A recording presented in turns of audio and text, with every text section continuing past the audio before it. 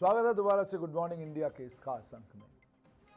कल जम्मू संभाग के 4 महत्वपूर्ण जिलों में वोट पड़ने जा रहे हैं। यही 4 महत्वपूर्ण जिले ये तय करेंगे कि जम्मू कश्मीर की आने वाली लेजिस्लेटिव असेंबली में मेजॉरिटी किसके पास होगी। भारतीय जनता पार्टी इन 4 जिलों में, भारतीय जनता पार्टी के पास कार्यकर्ता भी है, भारतीय जनता पार्टी के पास लीडरशिप भी है और भारतीय जनता पार्टी इन 4 जिलों में मानी जाती है कि बहुत ताकतवर, बहुत मजबूत है। तो इसका मतलब यह हो गया everything is at stake for BJP. Congress को रिवाइव करना। कांग्रेस का जो आंकड़ा साल 2014 में था, कांग्रेस उस आंकड़े के आसपास भी आ जाए तो कांग्रेस की लीडरशिप मुझे लगता है लड्डू बांटेगी। यही कुछ मुझे कांग्रेस की लीडरशिप के साथ, उनके नेताओं के साथ बात करके महसूस हुआ।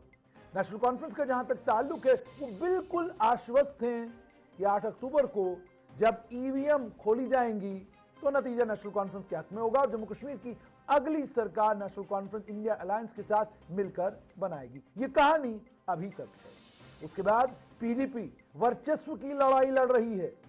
ठीक है, हम जानते हैं इस खेल में हम दूसरे नंबर पर नहीं है, तीसरे नंबर पर नहीं है, लेकिन इस खेल में खेला करने की ताकत केवल और केवल पीडीपी के पास है, यानी we will be the king makers. वहीं पर जम्मू कश्मीर पीपुल्स कॉन्फ्रेंस, जम्मू कश्मीर अपनी पार्टी और अवामी इत्तेहाद पार्टी, जमात इस्लामी और कई और आजाद उम्मीदवार आजाद हैं और वो ये कह रहे हैं कि खेला आप सब करिएगा पर हमारे बगैर खेल बनेगा नहीं। लेकिन बात इस समय जम्मू संभाग की। सबसे पहले मैं आपको ये बताऊं कि चुनाव कहां कहां जम्मू संभाग में होने जा रहा है। उधमपुर जिला, उधमपुर में उधमपुर वेस्ट, उधमपुर ईस्ट, चिनैनी, रामनगर। उसके बाद जिला कठुआ, बन्नी, बिलावर, बसोली, जसरोटा, कठुआ। उसके बाद सांबा, सांबा में हीरानगर, रामगढ़, सांबा, विजयपुर। उसके बाद जम्मू डिस्ट्रिक्ट की बात करें तो जम्मू डिस्ट्रिक्ट में Bishnah, Suchetgarh, R S Pura, Jammu south, Bahu, Jammu east, Nagrota, Jammu west, Jammu north, Marh, Akhnoor और छम। इन सभी असेंबली क्षेत्रों में चुनाव होने जा रहे हैं। और एक और बड़ी खबर आ रही है कि कठुआ में तीसरे चरण के मतदान के लिए तैयारी शुरू। चप्पे चप्पे पर सुरक्षा कर्मियों की पैनी नजर। और ये भी आप जानते हैं कि कठुआ जिले में आतंकी मुठभेड़ें भी हुई हैं। बिलावर की तरफ आतंकियों को देखा भी गया है, बसोली में आतंकियों को देखा गया है। फौज उनको खदेड़ने के लिए, उन्हें न्यूट्रलाइज करने के लिए ऑपरेशंस लॉन्च कर रही है। इसके बीच में जम्मू कश्मीर में इसके बीच में जम्मू संभाग में चुनाव भी होने जा रहे हैं। कठुआ में चुनौती बड़ी है। कितनी बड़ी चुनौती है? हमारे साथ रंजीव मेहता जुड़ रहे हैं कठुआ से। आइए उन्हीं से जानते हैं कि कठुआ जिला में क्या चल रहा है। चारों पार्टियों ने अपनी पूरी ताकत झोंक दी है। आजाद उम्मीदवार भी हैं, बहुजन समाजवादी पार्टी के प्रत्याशी भी मैदान में उतर आए हैं। हालांकि पहले लग रहा था इतने को कर्मठ कमाल की उनकी कैंपेन नहीं है, लेकिन ऐसा लगता है कि कुछ परिवर्तन हो रहा है। रंजीव जी, बहुत बहुत स्वागत है आपका गुड मॉर्निंग इंडिया में। सुबह सुबह आप खड़े हो गए हैं। मुझे ये बताइए, चुनावी मौसम रंजीव जी कैसा है कठुआ का? देखिए जुनेद जी, मैं बताऊं कि कठुआ में तीसरे चरण के चुनाव जिसके लिए कल वोट पड़ जाएंगे, उसके लिए 6 विधानसभा सीटें हैं कठुआ में। क्योंकि परिसीमन से पहले ये 5 सीटें हुआ करती थी और अब परिसीमन के बाद एक सीट जो जसरोटा, जो कंडी का इलाका है, लखनपुर से लेकर सांबा की जो बॉर्डर के साथ लगता है, एक नई सीट का गठन किया गया और अब 6 सीटें हैं। पिछली बार 2014 के चुनावों की बात करूं तो भाजपा ने जब 5 सीटें हुआ करती तो पांचों की पांचों भाजपा की झोली में गई थी। लेकिन इस बार की बात करूं तो 6 सीटें हैं। 6 सीटों में मुख्य मुकाबला जो है इस बार भाजपा और कांग्रेस में ही नजर आ रहा है 5 सीटों पर, और एक सीट पर भाजपा और बहुजन समाज पार्टी में मुकाबला सीधा है।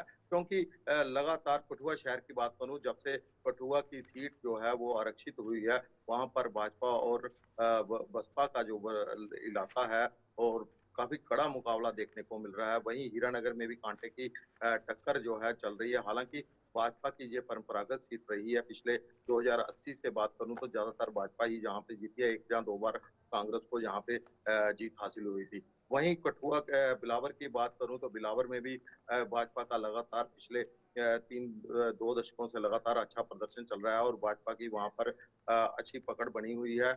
और बनी की बात करूं, कभी नेशनल कॉन्फ्रेंस ने भी ये सीट जीती थी और कांग्रेस भी यहाँ पर काफी दम भर चुकी है। 2 बार कांग्रेस के भी यहाँ पे और प्रत्याशी जीत चुके हैं। रंजीव जी, पिछली बार भी बन्नी की सीट के ऊपर नेशनल कॉन्फ्रेंस के जो यहाँ से कैंडिडेट थे, गुलाम हैदर मलिक, साल 2014 में बिल्कुल। उन्होंने 8,429 वोट लिए थे और अपने बिल्कुल। प्रतिद्वंदी जीवन लाल से केवल मात्र 4,412 वोटों से वो हारे थे। तो इस बार वहां पर तभी मैंने स्थिति क्या है?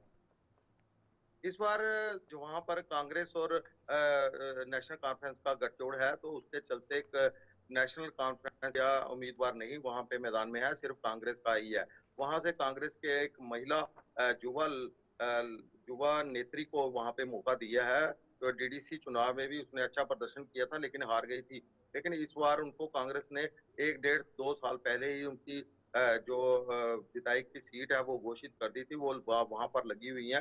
लेकिन जीवन लाल जो एक ब्यूरोक्रेट थे, तहसीलदार थे, वो उन्होंने नौकरी छोड़कर बीआरएस लेकर पिछली बार भी विधायक बने और इस बार भी काफी साफ छवि के वो ईमानदार व्यक्ति हैं। तो वहां पर भी उनके साथ एक कड़ा मुकाबला देखने को मिल रहा है, क्योंकि 2014 अभी हाल ही के जो पार्लियामेंट्री चुनाव हुए तो उसमें काफी बढ़त के जीवनलाल साथ जी, भाजपा ने 10,000 से अधिक लीड जो है वो डॉक्टर जितेंद्र सिंह को बनी कॉन्स्टिट्यूंसी से मिली थी। वहीं बात करूं बसोली की, संजीव जी, बसोली यहीं में पर एक बार फिर थोड़ा सा आपको रोकूंगा। आप जितने सहज और इतने मीठे अंदाज से बात करते हैं, लोगों को बहुत अच्छा लगता है।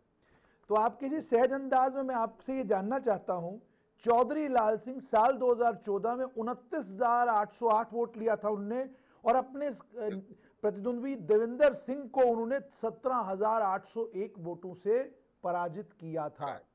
रंजीव जी, चौधरी लाल सिंह का तो मुझे लगता है सब कुछ दांव पे लगा हुआ है। लोकसभा हार हाँ, गए, बिल्कुल डोगरा स्वाभिमान संगठन सारा बीजेपी में चला मर्ज हो गया गया। और उसके बाद डीडीसी चुनाव हार गए। इस समय बसोली में चौधरी लाल सिंह की स्थिति क्या है और भारतीय जनता पार्टी ने जो प्रत्याशी दिया है, उस प्रत्याशी के देने के बाद वहां पर समीकरण क्या आपको नजर आए? देखिए, समीकरण काफी बदले हुए हैं वहां पर। पिछली बार भाजपा की तरफ से चौधरी लाल सिंह बसोली में मैदान में थे तो एक तरफा जीत हुई थी उनकी। और अब इस बार जो भाजपा ने वहां से जो कैंडिडेट दिया है वो ऐसे इलाके से और ऐसे जाति समीकरण है कि वो सारा जो चौधरी लाल सिंह का जो खेल है उसको बिगाड़ देगा। क्योंकि दर्शन सिंह जिस इलाके से हैं और जिस तरह से उनकी छवि वहां पर उन लोगों के अंदर है, बिचौली के लोगों में, तो लाल सिंह को काफी मुश्किलात का सामना करना पड़ रहा है। इस बार जितनी मशक्कत लाल सिंह कर रहे हैं वोट पाने के लिए, इतनी पहले शायद उन्होंने नहीं की थी। लेकिन इस दौरान भी उन्हें काफी कड़ी चुनौती जो है वो दर्शन सिंह से मिल रही है, क्योंकि दर्शन सिंह का जितना वहां से स्थानीय लोगों की बात करूं कि जो स्थानीय उनका उम्मीदवार है और उस इलाके से है कि जिस इलाके से कभी लाल सिंह का वर्चस्व हुआ करता था, वही वोट थे जो लाल सिंह को पढ़कर जिता देते थे, एक तरफा जीत करवाते थे। लेकिन वहां से अब दर्शन सिंह मैदान में आने से समीकरण बिल्कुल उलट हो जल्दी गया से है रंजीव जी, और भाजपा के लिए थोड़ा सा आगे जाते हैं। कांग्रेस के एक प्रत्याशी जो गुलाम नबी आजाद के साथ गए, फिर नहीं गए, फिर वापस आए, और अब इस समय बिलावर से कांग्रेस के प्रत्याशी डॉक्टर मनोहर लाल, हालांकि उनको देखकर यूं लगता था कि ठीक है, अच्छे नेता हैं, लेकिन जबरदस्त राजनीतिक प्लेयर वो भी हैं। तो ये बताइएगा कि बिलावर में उनकी स्थिति वही है जो साल 2014 में थी या कोई स्थिति बदली? क्योंकि साल 2014 मुझे याद है 17,975 वोटों से वो हारे थे। इस समय क्या है? डॉक्टर निर्मल सिंह इस वक्त चुनावी मैदान में नहीं है। जो भाजपा के नए प्रत्याशी हैं वो कहां खड़े हैं, और जो बाकी लोग हैं, क्या वो कोई खेल बिगाड़ सकते हैं? बिल्कुल बिलावर की बात करूं कि काफी महत्वपूर्ण सीट है। वहां पर मनोहर लाल जो 2 बार वहां से विधायक रहे और मंत्री भी बने वहां से बिलावर से, लेकिन 2014 के बाद उनका वर्चस्व इतनी पकड़ नहीं रही, क्योंकि वहां पर 17,000 वोटों से वो हारे थे। लेकिन अब जो पार्लियामेंट चुनाव 4 महीने पहले हुए उसमें भी काफी आधे वोट जो थे वो कांग्रेस को मिले थे भाजपा के मुकाबले। तो इससे लगता है कि इस बार भाजपा ने वहां से स्थानीय स्थानीय उम्मीदवार जो बनाया, स्थानीय कार्यकर्ताओं को उम्मीदवार बनाया, काफी पुराने और मंजे हुए खिलाड़ी हैं, वो भी पिछले 3-4 दशकों से लगातार पार्टी से जुड़े हुए हैं और संघ के वो छाया में पले बड़े हैं और संघ की प्रवृत्ति उनमें है। तो लगता है काफी कड़ी टक्कर दे रहे हैं, लेकिन मनोहर लाल का थोड़ा सा कम ही नजर आ रहा है, क्योंकि इस इलाके की बात करूं तो लोगों में भाजपा और खासकर मोदी की जो योजनाएं हैं, कल हम वहां बिलावर के इलाके में ही थे तो लोगों का उत्साह जो था भाजपा पे पक्ष में ही चल रहा था। रंजीव जी, बहुत बहुत शुक्रिया हमारे साथ जुड़ने के लिए और ये सारी जानकारी देने के लिए। तो आपने सुन लिया कठुआ जिले में क्या कुछ चल रहा है। ये कठुआ जिला था। इसके बाद हम बात करेंगे सांबा जिले की और सांबा जिले में बताएंगे आपको कि समीकरण क्या है। लेकिन सिर्फ परिवर्तन इतना है, 5 की जगह इस बार 6 सीटों के ऊपर चुनाव कठुआ में होने जा रहा है। साल 2014 में 5 पर हुआ था। अगर मैं बसोली की बात करूं, बीजेपी की झोली में गई थी। बन्नी की बात करूं, बीजेपी की झोली में गई थी। बन्नी के अलावा अगर मैं बिलावर की बात करूं तो बिलावर में भी बीजेपी जीती थी, कठुआ में भी बीजेपी जीती थी। यानी यहां पर 5 सीटों के ऊपर भाजपा कामयाब हुई थी।